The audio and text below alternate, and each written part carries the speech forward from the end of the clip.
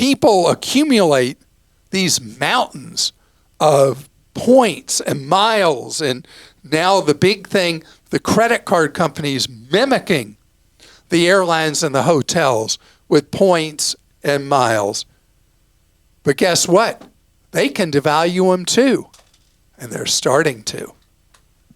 So the points thing is something that I've talked about for years with the devaluation of points. Southwest Airlines recently devalued their points. Suddenly, meaning somebody who was thinking, oh, I'm closer and closer to the goal of that free ticket. Suddenly, Southwest moved the goalposts and said, joke's on you. And this happened throughout the travel industry. It's crazy when you look at Marriott and Hilton, and you look at Bonvoy, and you look at the Hilton Honors Program, how the number of points required for a free stay keeps going up, up, up, and away. And so you're chasing it, and then it turns out it's fool's gold. And now Citibank is fooling around with devaluing their what they call thank you points. Remember when Citi changed how the double cash worked? And I freaked out because double cash was so simple. You were getting 2% cash back. It was cash that came to you if you wanted it. Now it's all these goofy points, which then gives them the ability to just one day wake up and say, you know what? We want to increase our profits, so we're devaluing people's points. Points sitting there, airline, hotel, credit card, whatever. Remember, they are their points. They are their miles. And if they want to change how they work, you need to know that the change they make is never in your favor. So people will build up these points, and they feel great about all these points they have. You want to use them.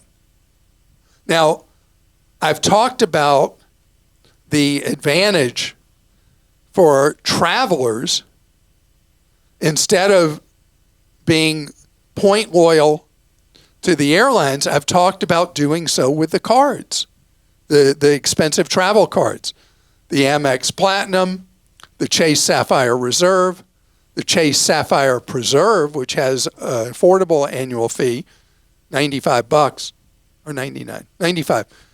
And then the Capital One Venture X, and to a lesser extent, Capital One Venture. So far, knocked on Formica if you hear that. So there's no real wood in here. Anyway, so far none of them have done any experimentation with devaluing their points. And I've found that it's been very, very useful for travelers with those cards. All three of them, the Chase product, the Capital One, and the Amex, have been great for transferring points when you want to redeem for an international trip on an airline, particularly if you like to fly premium economy or front of the plane. It's been a great redemption opportunity. Being able to check availability, know if there's availability, and then transferring the points to an airline partner. I've also found, amazingly, something I never thought I would do, but I've found opportunities transferring points from time to time to hotel programs where I've been able to redeem stays that are on Savor or promotion or whatever, where I'm not sitting there with points in any of the hotel programs. I just have empty memberships as like shells, and then transfer points from a travel card, an independent travel card, rather than the hotel chain's own.